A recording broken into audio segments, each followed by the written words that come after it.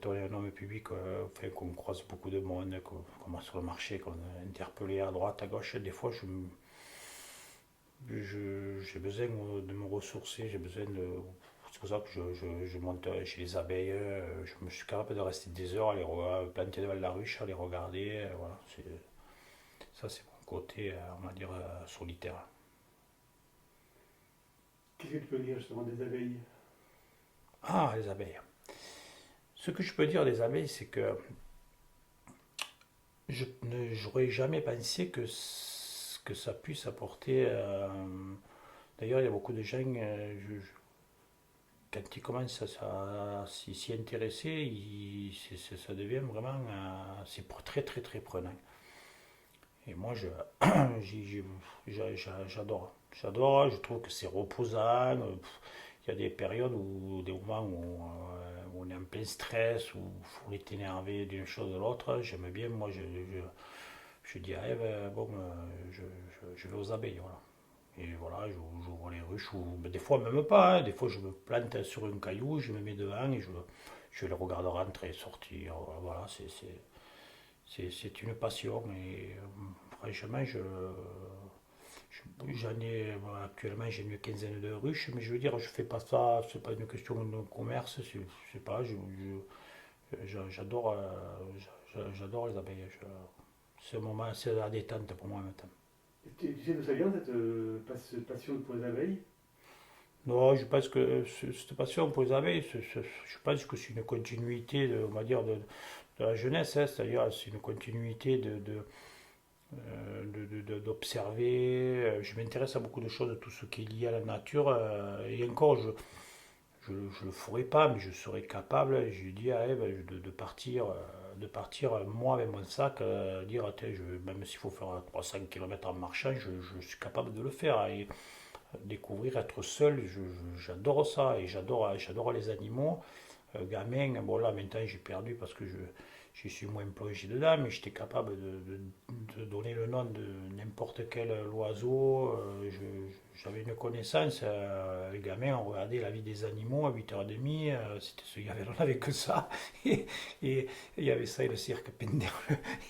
Et je me regardais, avant d'aller au lit vite, j'allais dire à maman, je regardais ça, je regardais la vie des animaux. Je passais des heures à regarder ouais, des reportages animaliers. J'adorais ça.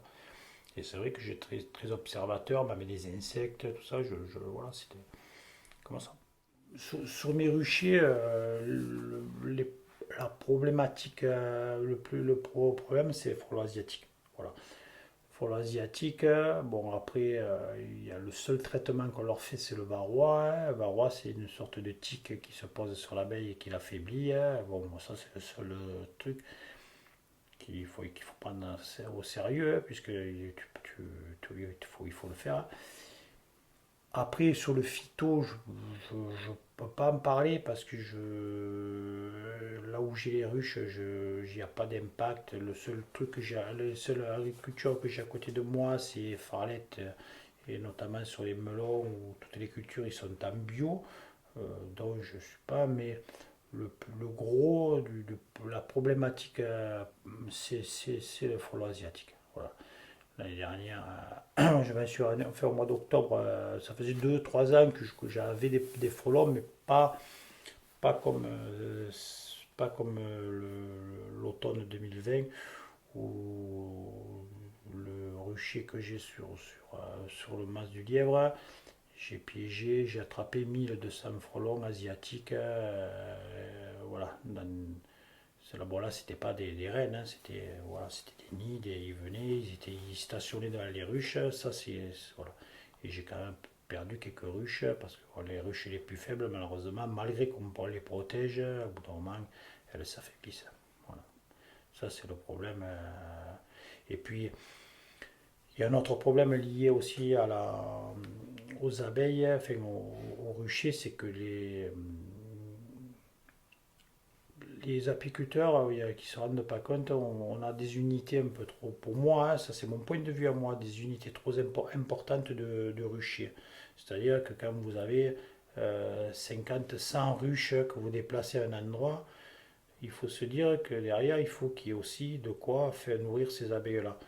Euh, les abeilles, c'est comme nous. Si on a un steak sur la table, si on est deux à le manger, on va le partager en deux. Si on est 10, on va le partager en 10. Et malheureusement, j'ai l'impression qu'on a tendance à faire des ruchers trop importants. Il n'y a pas peut-être un équilibrage sur le territoire qui fait que ben, certains endroits il n'y a pas assez à manger et on affaiblit automatiquement. Donc moi j'essaye, bon moi je ne suis pas un professionnel, hein, j'essaye de faire des petites unités justement, d'en mettre à certains endroits écartés pour pouvoir qu'elles aient, voilà. Parce qu'en plus, la biodiversité, il n'y a pas que l'abeille, il y a des abeilles sauvages, il y a d'autres.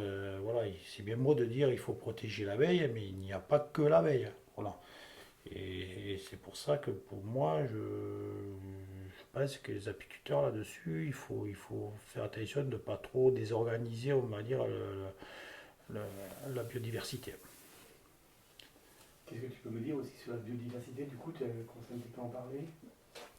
Alors la biodiversité, moi alors là aussi par rapport, je resterai sur l'abeille par rapport notamment sur ces fameuses opérations qu'on a mis en place sur le piégeage du frelon asiatique. Alors bien sûr ça a été décrié, mais bon, je sais que ça a été orienté sur le fait que ces pièges ne sont pas sélectifs. Certes, c'est vrai, ils ne sont pas sélectifs ces pièges. On essaye de faire des petits trous en haut des pièges justement pour que les insectes qui ne sont pas des frelons asiatiques sortent. Ce que je peux vous dire, c'est que même sur les pièges sélectifs, il y a aussi des insectes qui rentrent à l'intérieur. Et la durée de vie d'un insecte à l'intérieur avec le frelon asiatique, elle est aussi longue que la nôtre au bord de notre route. Le frelon asiatique, en deux mouvements, il coupe la tête à un papillon, à une abeille. Et puis, le problème, c'est qu'actuellement, il n'y a rien d'autre. Alors, au début, il y a quelques chercheurs qui ont dit qu'il ne faut pas piéger au printemps. Il s'avère que maintenant, l'INRA et d'autres se disent oui, de toute façon, il n'y a pas d'autre solution, il faut le faire pour éradiquer cette espèce, pour essayer de moins déjà de la freiner. Parce que on se retrouve là, par exemple, moi je prends un exemple sur Metz actuellement, on a attrapé.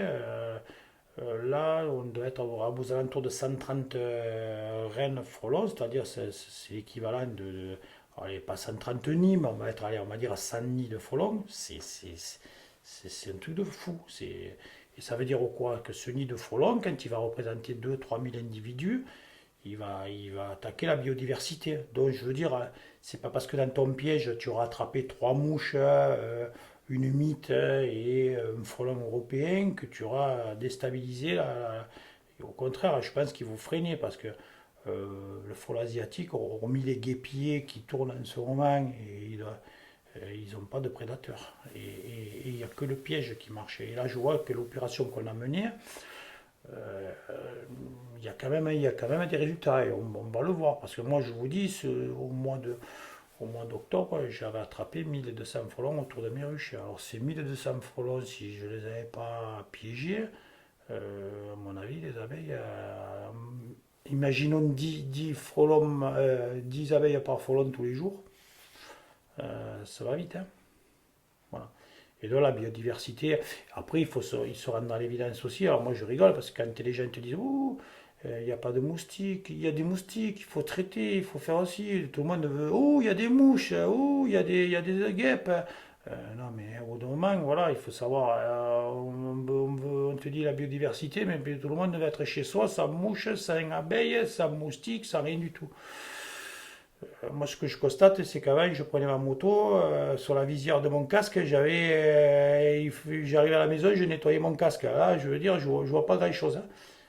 Donc, il y a quand même, et encore cette année, je trouve qu'il y a plus d'hirondelles que l'année dernière. Voilà, donc, s'il y a plus d'hirondelles, c'est qu'il doit y avoir un peu plus d'insectes. Mais voilà, non, il y a quand même du boulot.